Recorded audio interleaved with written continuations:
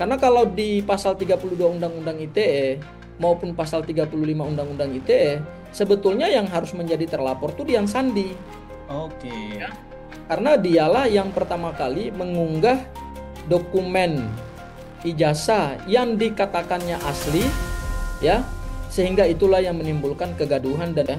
Jadi seharusnya laporan di Polda Metro Jaya itu harus ditarik dari awal, Oke. ya, harus ditarik kausalitasnya siapa yang mengunggah pertama kali, karena dialah yang mengunggah kemudian dianalisis oleh eh, Mas Roy Suryo dan Bang Rismon. Hukum pidana itu selalu misalnya melihat unsur pokok itu adalah unsur mens rea. Mens rea itu adalah unsur niat jahat. Ada nggak niat jahat dari misalnya yang terlapor sekarang, Bang Rismon, Mas Roy Suryo, kemudian Dokter Tifa, kemudian yang lain. Nah, saya melihat mens rea itu kan kaitannya nanti dengan apa sih yang menjadi motif dari mereka. Ini kan motifnya Betul. nggak ada, ya. Betul. Karena mereka bukan juga menjadi lawan politik, Hmm, ya. Bang Rismon misalnya, dia seorang peneliti, Dokter Tifa betul. adalah seorang dokter. Kemudian Roy Suryo, Mas Roy Suryo mungkin pernah menjadi politisi, tapi kan saat ini sudah tidak lagi Sudah terikat tidak. pada kegiatan-kegiatan politik. Bel- Assalamualaikum warahmatullahi wabarakatuh, teman-teman semua yang dirahmati oleh Allah Subhanahu wa taala.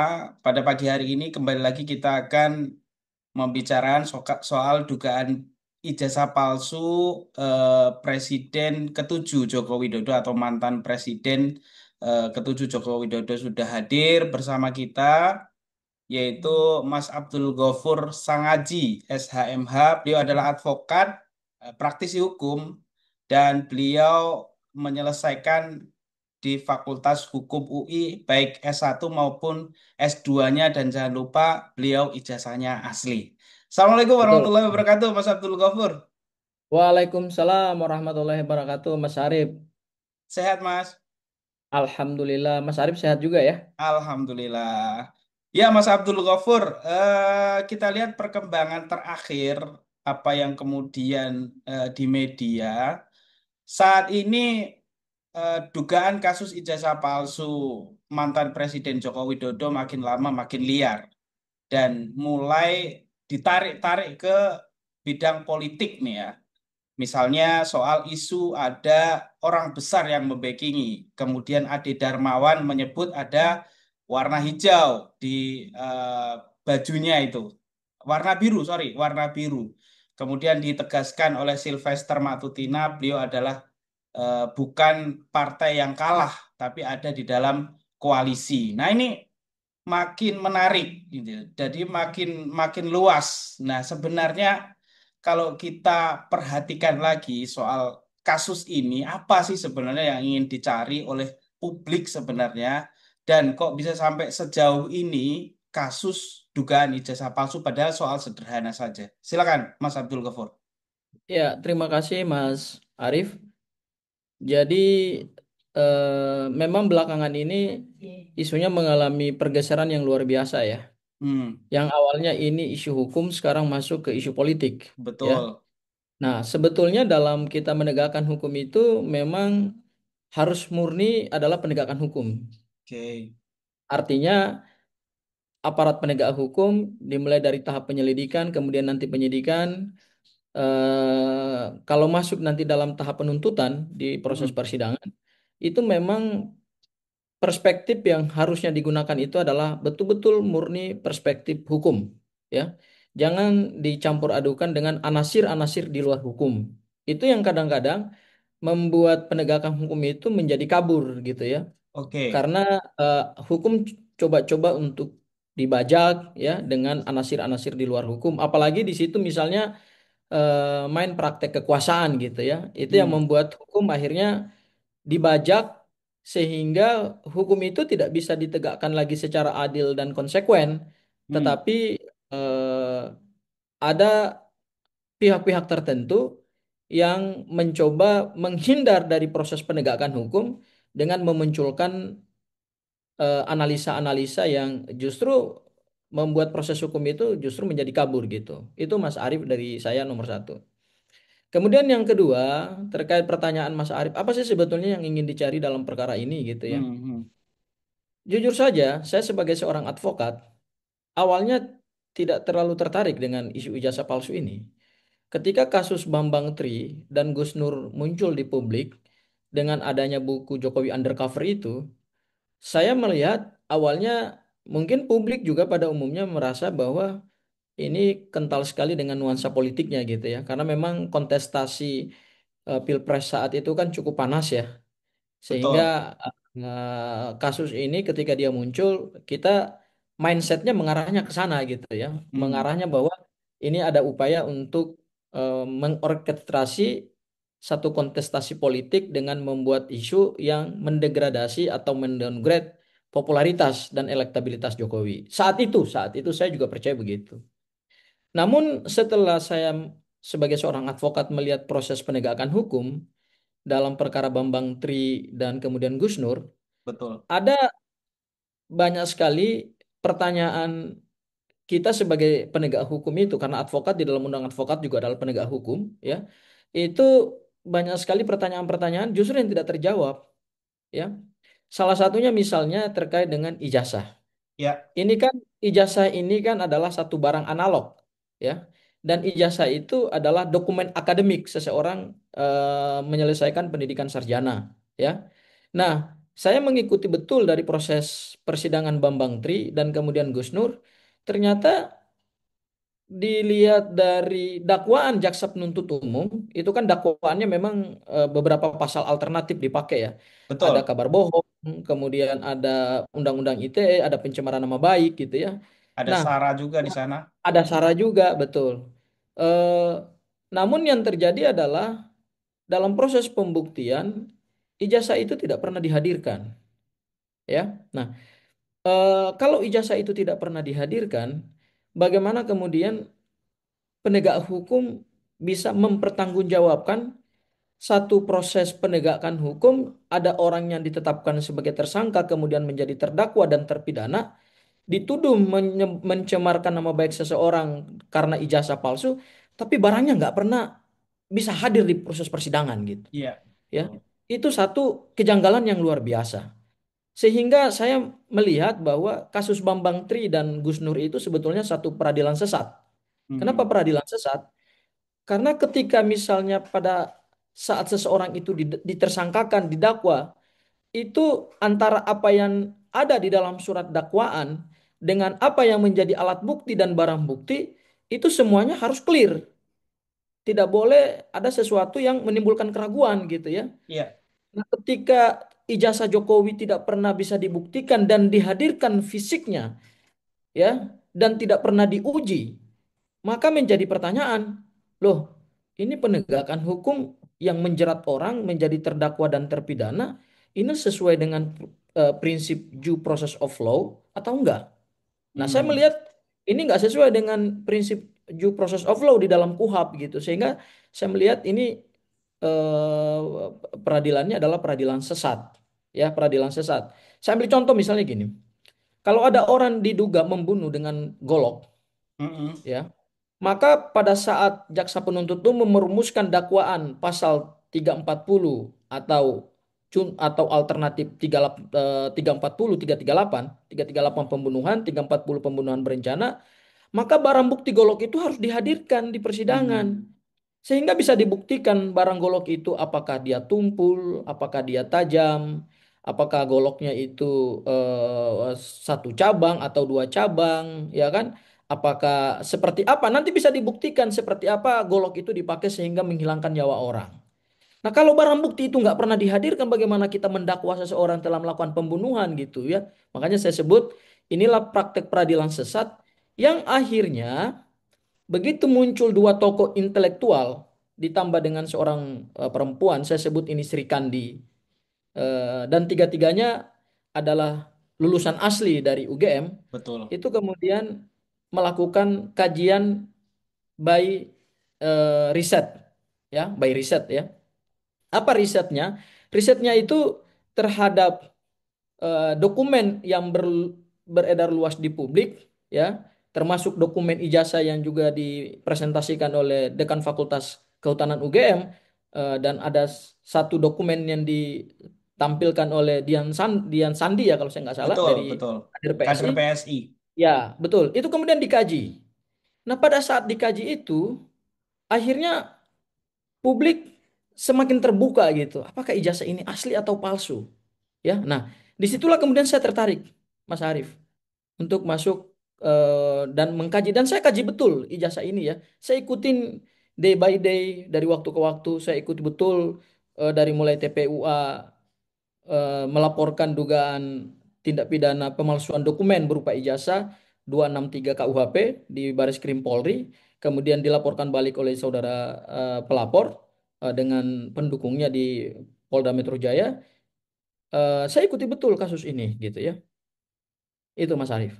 Oke, kalau kita perhatikan kan apa yang diputuskan dalam persidangan Gus Nur dan Bambang Tri di PN Surakarta, dulu tetap saja meskipun ijazahnya tidak dihadirkan sebagaimana tadi yang diterangkan, tetap saja putusan itu berlaku dan sampai dengan hari ini Bambang Tri masih di penjara, Pak Abdul Ghafur. Nah, Gus Nur kemudian 2/3. Jadi dia sudah bebas, namun bebas Bebas bersyarat. bersyarat. Ya, itu perkembangan terakhir di sana. Namun apapun itu tetap tetap diputuskan meskipun tidak ada barang bukti yang tadi disampaikan oleh Pak Abdul Ghafur. Dan ini nampaknya kalau kita perhatikan cara-cara yang digunakan dalam kasus yang menimpa Gus Nur dengan kasus yang kemudian hari ini dilakukan itu hampir mirip, Mas Abdul Ghafur. Dulu pas waktu Gus Nur dan Babang Tri yang melaporkan itu bukan Pak Jokowi sendiri, tapi justru orang-orang lain. Dulu saya ingat ada tokoh-tokoh dalam tanda kutip ya dari suatu organisasi, ada yang dari individu-individu kemudian dikumpulkan, kemudian akhirnya disidangkan di PN Surakarta. Dan hari ini kalau kita lihat pelapor-pelapornya itu justru orang lain. Bahkan kemarin terakhir Pak Jokowi tidak menyebut secara spesifik siapa yang dilaporkan. Misalnya yang dilaporkan Roy Suryo atau Rismon atau Dr. Tifa. Terakhir Pak Jokowi justru tidak menyebutkan nama. Tapi orang-orang yang lain yang menjadi pelapor, sebut saja misalnya Sylvester Matutina, Ade Darmawan, Lehumanan dari Peradi Bersatu, kemudian dari Projo. Nah, itu justru mereka spesifik nama-nama yang dilaporkan dan diantaranya yang paling banyak yang melaporkan adalah 3 nama yang tadi disampaikan Mas Abdul Ghafur. Nah, apakah dengan kerangka begini kira-kira nanti akan hasilnya akan sama atau seperti apa? Gimana caranya supaya kemudian kita bisa melihat penegakan hukum yang benar nantinya? Mas Abdul Ghafur, silakan. Ya, jadi gini Mas Arief, kalau dilihat dari pasal yang dilaporkan ya, baik Hmm, oleh pelapor yang merasa namanya tercemarkan dan kemudian oleh tim pendukungnya, ini saya bagi menjadi 3 klaster. Ya, oke. yang pertama itu ada klaster delik pencemaran nama baik yang diatur pasal 310 dan pasal 311 KUHP. Kemudian Hmm, ada juga pasal 27A Undang-Undang ITE tentang pencemaran nama baik lewat transaksi elektronik. Ya, itu ya. klaster pencemaran nama baik. Yang kedua, ada klaster delik tindak pidana elektronik ya, yang diatur pasal 32 Undang-Undang ITE, yaitu mengubah, menambahkan, mengurangi, merusak atau menghilangkan suatu informasi elektronik milik orang lain ya. Dan kemudian pasal 35 Undang-Undang ITE yang mengatur tentang menciptakan, memanipulasi, kemudian adanya pengerusakan data elektronik sehingga seolah-olah data yang dilakukan itu dianggap sebagai data yang otentik. Ini klaster terkait dengan delik Undang-Undang ITE. Undang-Undang ITE. Oke. Kemudian yang ketiga, ada klaster, ada delik penghasutan, ya, yaitu pasal 160 KUHP, yaitu menghasut supaya melakukan perbuatan pidana, melakukan kekerasan terhadap penguasa umum atau tidak menuruti baik ketentuan undang-undang maupun perintah jabatan. Nah, dari 3 klaster ini, kemudian kalau dari jenis pembagian delik kita bagi jadi 2 delik, yaitu ada Apa itu? namanya delik aduan, ya, dan kemudian ada delik umum Delik atau umum. delik Oke. laporan, ya. Kalau bicara delik aduan, berarti itu masuknya ke pencemaran nama baik, yaitu pasal 310, 311, dan 27A Undang-Undang ITE. Dan yang punya hak mutlak ya untuk melaporkan pasal 310, 311, 27 Undang-Undang ITE ini adalah hanya seseorang yang dirugikan eh, berupa pencemaran nama baik tersebut, yaitu hanya Pak Jokowi yang bisa melaporkan. Tapi kalau kita lihat di dua klaster lain, yaitu di tindak pidana elektronik dan Hmm. delik penghasutan, maka sebenarnya menurut saya dua klaster dugaan tindak pidana ini sebetulnya tidak tidak cocok dengan Hmm. eh, apa namanya persoalan dugaan tindak pidana pemalsuan dokumen atau pencemaran nama baik gitu. Kenapa? Karena kalau di pasal 32 Undang-Undang ITE maupun pasal 35 Undang-Undang ITE sebetulnya yang harus menjadi terlapor tuh Dian Sandi. Oke. Karena dialah yang pertama kali mengunggah dokumen ijazah yang dikatakannya asli, ya, sehingga itulah yang menimbulkan kegaduhan dan itulah yang menimbulkan apa namanya keruwetan di dalam ruang publik. Sementara kalau kita bicara pasal 160 tentang penghasutan, ingat ya, pasal 160 ini berdasarkan putusan Mahkamah Konstitusi nomor 7 PUU 2009, pasal 160 ini sebetulnya adalah delik material. Dulu ini deliknya delik formil, tapi sekarang berdasarkan putusan Mahkamah Konstitusi karena ini pasalnya terlalu terlalu Melebar ya. elastis Bisa untuk ya ditarik-tarik ya. ya pasalnya elastis ya Hmm. ditafsirkan oleh penegak hukum, makanya kemudian banyak memakan korban, tapi oleh mahkamah kemudian diberikan definisi yang tegas bahwa pasal 160 penghasutan itu jenis deliknya adalah delik material. Nah, apa itu delik material? Kalau kita baca di penjelasan R. Susilo, tafsiran pasal 160 itu, maka menghasut itu berarti membujuk orang, mengajak orang, mendorong orang, atau membakar dengan semangat supaya orang yang terhasut itu melakukan tindak pidana. Nah, itulah yang Hmm. disebut dengan material. Jadi antara apa yang dihasut, siapa yang terhasut, kemudian perbuatannya harus terang benderang terjadi. Misalnya, pukul orang itu berarti kita menghasut orang untuk memukul. Bakar rumah itu berarti kita menghasut untuk membakar rumah itu. Nah, ini namanya delik material. Tapi kan dalam konteks ijazah palsu, deliknya kan nggak seperti ini yang terjadi. Ya, kalaupun itu terjadi kegaduhan di ruang publik, itu lebih kepada kebebasan mendiskusikan sesuatu gitu dan itu tidak menimbulkan dampak orang melakukan tindak pidana atau kejahatan gitu. Makanya menurut saya kalau lihat dari tiga klaster ini, maka sebetulnya yang paling cocok itu adalah pasal 311, pasal 310 KUHP dan 27A Undang-Undang ITE. Tapi saya bisa memahami kenapa kemudian ada strategi untuk menarik pasal lain, seperti misalnya Oke. pasal 32 dan pasal 35 Undang-Undang ITE. Hmm. Kenapa?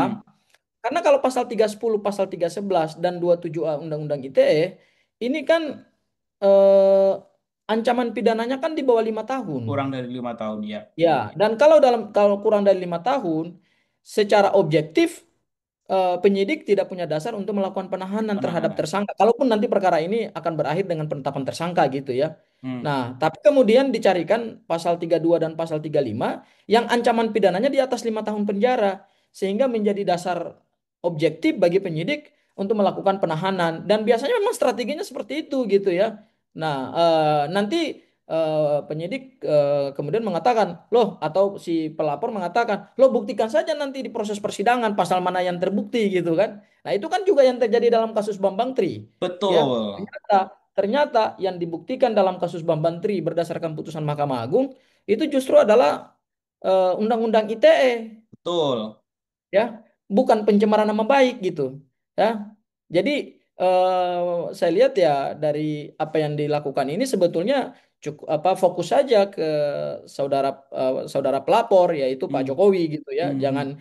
jangan lagi melibatkan pihak lain karena pihak lain yang terlibat itu kan tidak punya kepentingan langsung dengan ijazah dan tidak Hmm. punya kepentingan langsung dengan pencemaran nama baik. Ingat, pencemaran nama baik itu sifatnya subjektif, ya, karena pencemaran itu hanya berhubungan dengan martabat seseorang yang merasa dicemarkan nama baiknya, ya, Hmm. dan itu sifatnya subjektif. Bisa saja menurut kebudayaan A, orang Ya. berkata seperti ini bukan pencemaran, tapi berdasarkan kebudayaan di masyarakat B, ini masuk ke pencemaran gitu ya. Hmm. Hmm. Makanya Hmm. pencemaran itu tidak bisa dinilai oleh orang lain gitu. Harus Hmm. menggunakan penilaian subjektif dari orang yang diduga menjadi korban. Itu Mas Arief.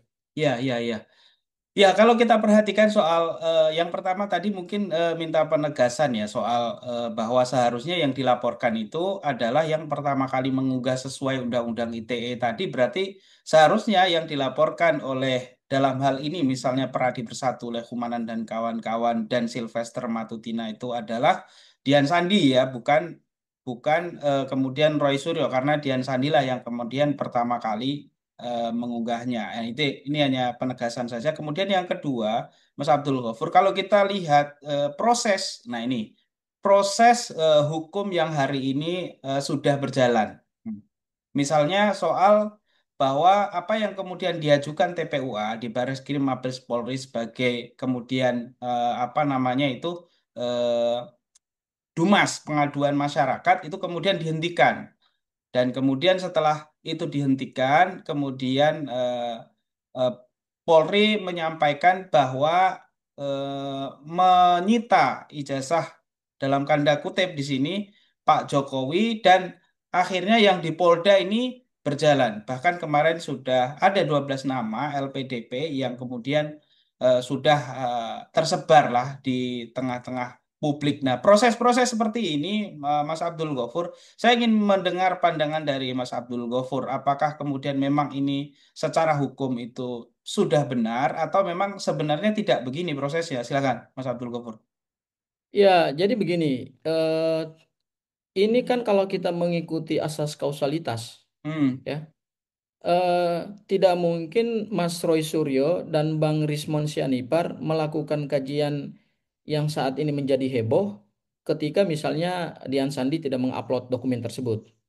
Ya, jadi seharusnya laporan di Polda Metro Jaya itu harus ditarik dari awal, oke, ya, harus ditarik kausalitasnya siapa yang mengunggah pertama kali, karena dialah yang mengunggah kemudian dianalisis oleh eh, Mas Roy Suryo dan Bang Rismon, kan seperti itu kan alur ceritanya gitu ya. Jadi harusnya penyidik Polda Metro Jaya merangkai satu dugaan peristiwa pidana pencemaran nama baik itu dimulai dari situ, ya, itu hmm, yang terkait dengan Polda Metro Jaya ya. Sekarang yang terkait dengan di Bareskrim Polri. Di Bareskrim Polri itu masuknya ke Dumas dan kemudian saat ini sudah SP2 Lidik, ya. Sudah ada surat penghentian penyelidikan. betul, Nah, betul. apakah dengan SP2 Lidik ini kemudian perkara tersebut sudah mempunyai kekuatan hukum gitu ya? Ingat, SP2 Lidik itu berbeda kekuatannya dengan SP3. Ya, Oke, SP3 itu berarti dikeluarkan di tahap penyidikan. Ya, karena di tahap penyidikan itu sudah pro justisia demi hukum gitu ya. Sementara di penyelidikan itu kan belum naik dalam tahap pro justisia sehingga tidak ada upaya paksa gitu ya, tidak ada upaya penahanan, penangkapan dan seterusnya gitu. Beda dengan penyidikan. Nah, terhadap SP2 Lidik yang dikeluarkan Baris Krim Polri itu setiap saat laporan dugaan pemalsuan dokumen 263 ayat 1 maupun ayat 2 itu bisa dilaporkan setiap saat, ya.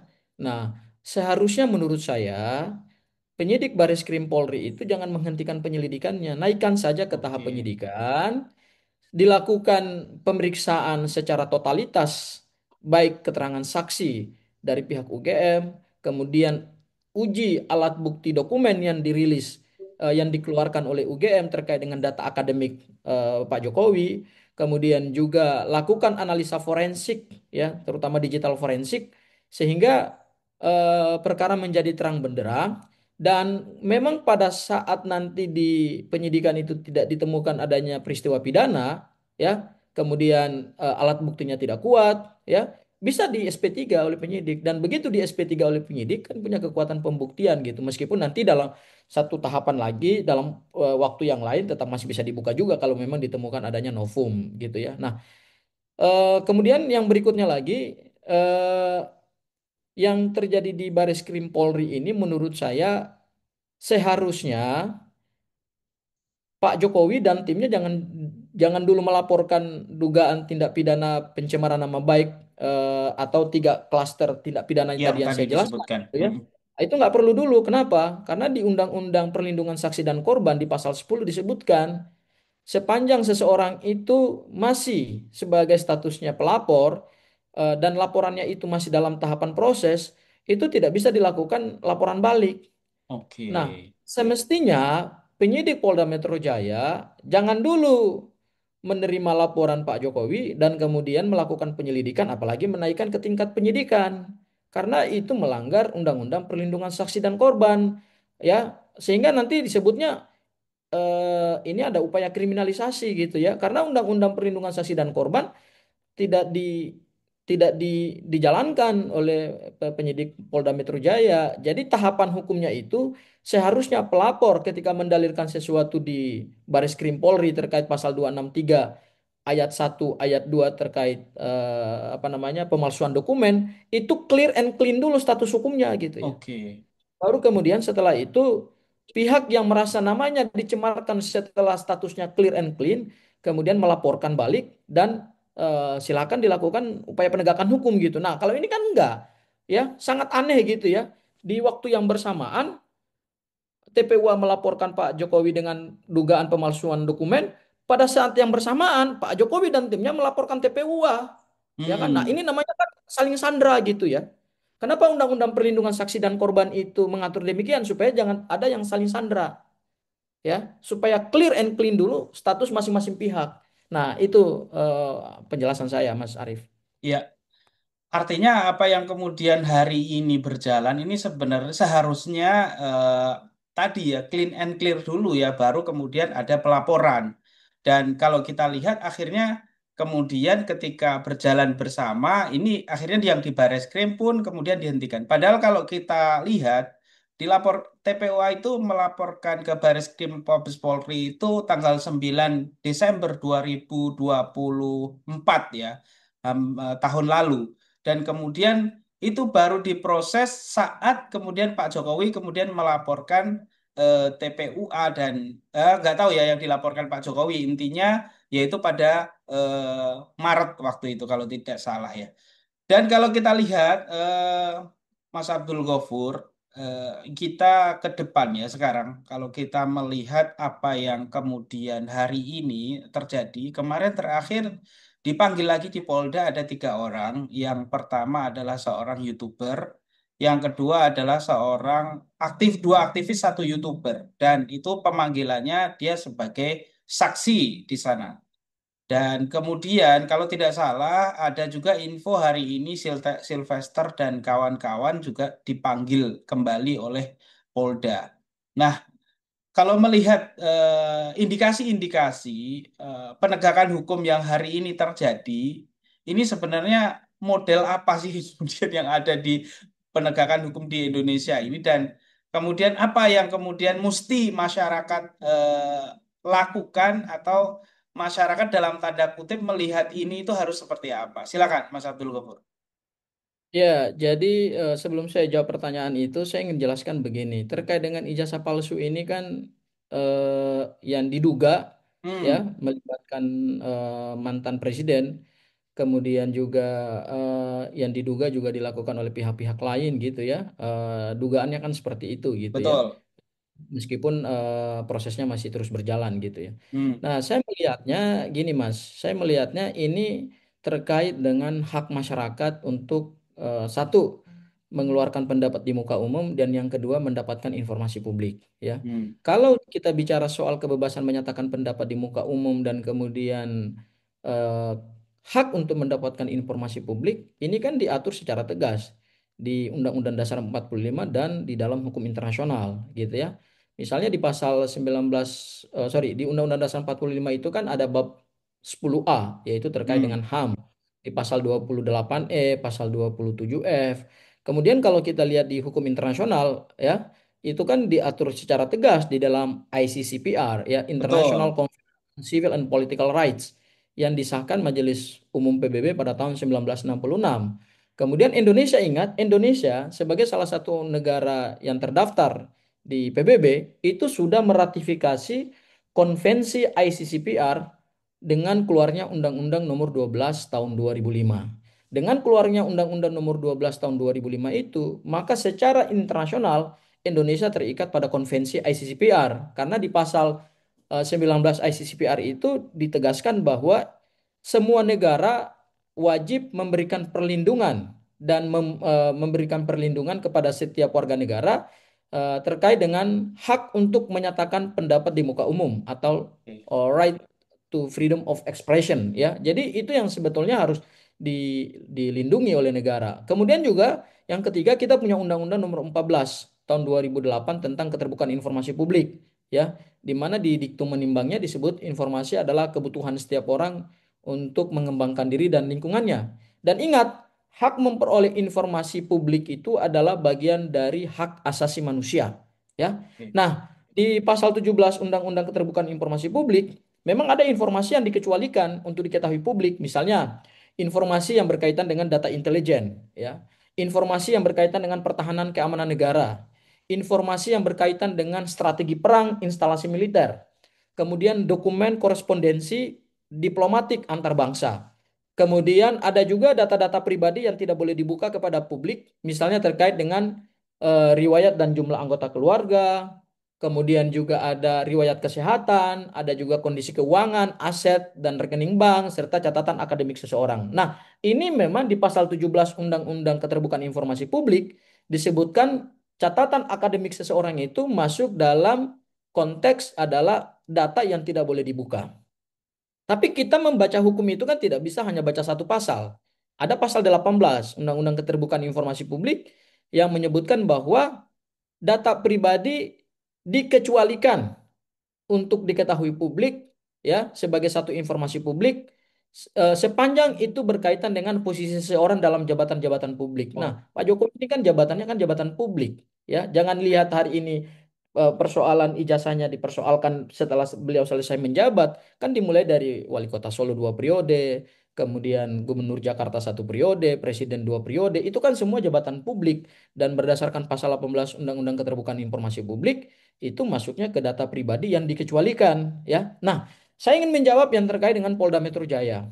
Kalau kerangka hukumnya adalah menyatakan pendapat di muka umum dilindungi oleh konstitusi dan kemudian dilindungi oleh hukum internasional, maka menurut saya seharusnya Polda Metro Jaya itu pada saat menaikkan status dari penyelidikan ke penyidikan harusnya melakukan apa namanya kajian hukum secara komprehensif dulu gitu ya.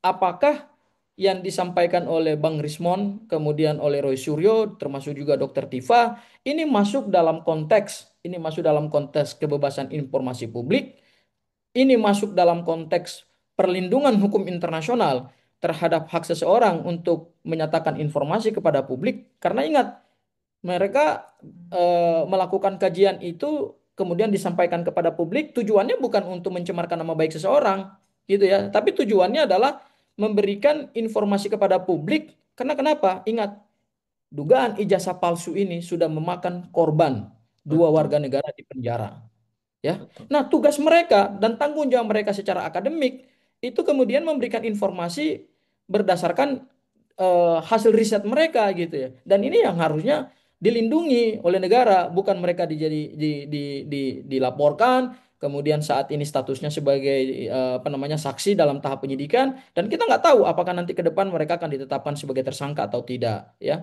Sehingga menurut saya apa yang sebetulnya dilakukan di Polda Metro Jaya ini kan seperti ini satu eh, upaya masif untuk membungkam kebebasan publik, hmm, untuk membungkam kebebasan informasi publik yang oke, seharusnya itu menjadi hak publik.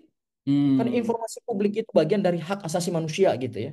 oke, Baik diatur di dalam Undang-Undang Dasar 45, Konvensi Internasional ICCPR, dan kemudian juga Indonesia telah meratifikasi konvensi tersebut sehingga Indonesia terikat secara hukum internasional untuk melaksanakan ICCPR gitu ya. Nah, hmm, harusnya Polda Metro Jaya dalam menegakkan hukum itu bukan hanya melihat pada sisi pelapor ya, oke, sisi pelapor, tetapi juga harus melihat dari sisi terlapor. Kan penyidik itu tugasnya adalah menegakkan hukum, hmm, ya, bukan melindungi kepentingan pelapor maupun kepentingan terlapor. Nggak ada urusannya di situ, gitu ya.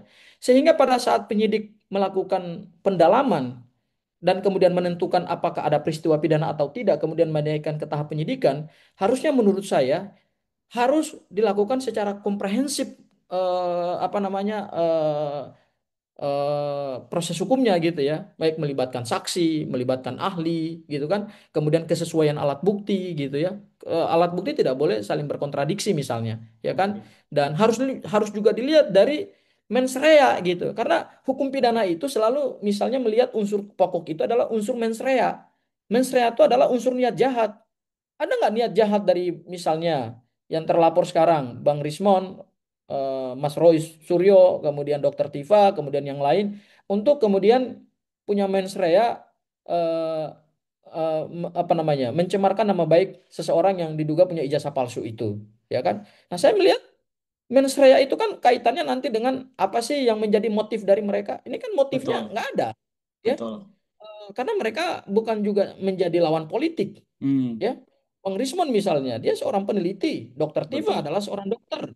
Kemudian Roy Suryo, Mas Roy Suryo mungkin pernah menjadi politisi, tapi kan saat ini sudah tidak lagi Sudah terikat tidak. pada kegiatan-kegiatan politik, ya. Hmm, Nah, harusnya mens rea itu dilihat dulu, kemudian nanti hubungannya mens rea itu kan ada hubungannya dengan motif. ya. Nah, jadi menurut saya ini yang dilakukan di mana di Polda Metro Jaya ini kan gerakan masif untuk membungkam kebebasan berpendapat dan hak masyarakat untuk mendapatkan informasi publik. Itu, Mas. Oke, baik. Terima kasih, Mas Abdul Ghafur Sangaji. Saya pikir ini adalah kuliah hukum yang sangat bermanfaat ya untuk Terima kasih, masyarakat, Mas Ari. khususnya tadi untuk para pelapor di Polda Metro Jaya. Tadi sudah ada penjelasan yang sangat gamblang, sehingga kemudian ini tidak menimbulkan polemik yang berlarut-larut. Nah, harus segera diakhiri dan mudah-mudahan kita bisa melihat ending yang bagus dalam kasus ini dan penegangan hukum sesuai dengan relnya. Terima kasih Mas Abdul Ghafur atas waktunya Terima kasih, pagi ini. sama-sama, Mas Arief. Terima kasih. Terima Terima kasih kasih. teman-teman yang sudah menonton. Wassalamualaikum warahmatullahi wabarakatuh. Waalaikumsalam warahmatullahi wabarakatuh.